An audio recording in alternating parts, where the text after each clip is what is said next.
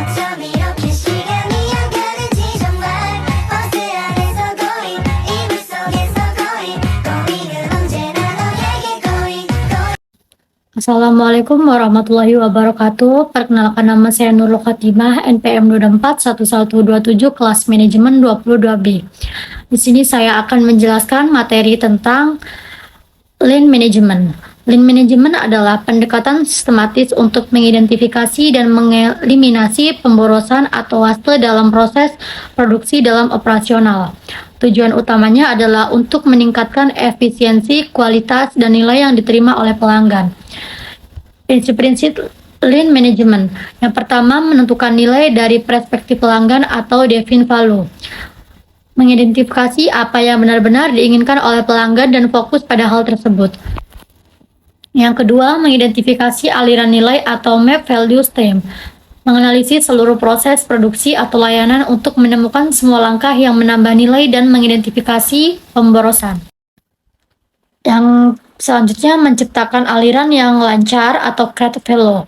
Menghilangkan hambatan dalam proses untuk memastikan aliran produksi berjalan lancar tanpa gangguan.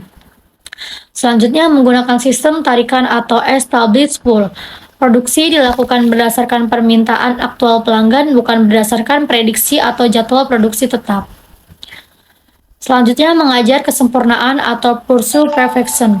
Melakukan perbaikan berkelanjutan untuk mencapai kesempurnaan dalam semua aspek operasional. Jenis-jenis pemborosan atau waste dalam Lean Management.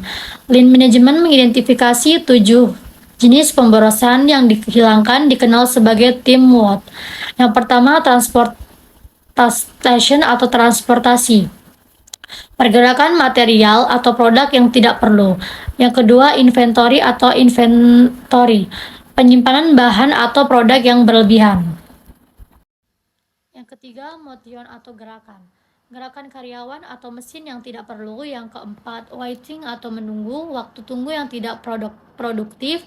Yang kelima, overproduction atau produksi berlebih, produksi lebih dari yang dibutuhkan. Yang keenam, overprocessing atau pemrosesan berlebih. Yang kelangkah, pemrosesan tambahan yang tidak diperlukan. Yang ketujuh, defects atau cacat, produksi barang atau jasa yang tidak sesuai dengan spesifikasi.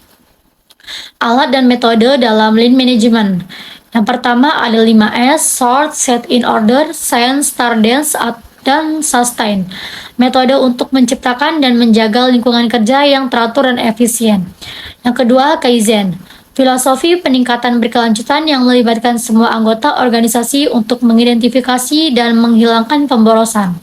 Ketiga, Value Stream Mapping atau SVM.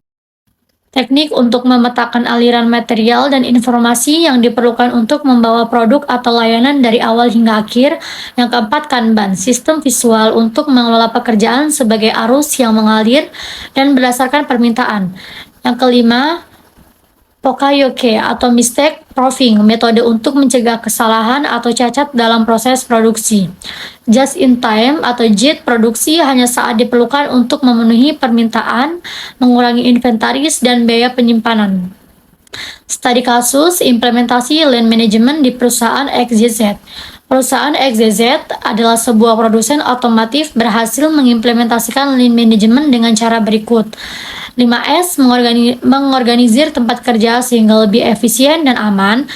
Kaizen, mengadakan workshop Kaizen secara rutin untuk memperbaiki proses produksi.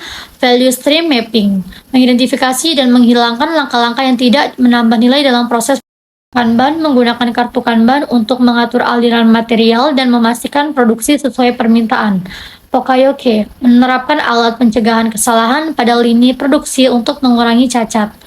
Hasilnya, perusahaan XYZ berhasil mengurangi waktu produksi, mengurangi inventaris, dan meningkatkan kualitas produk.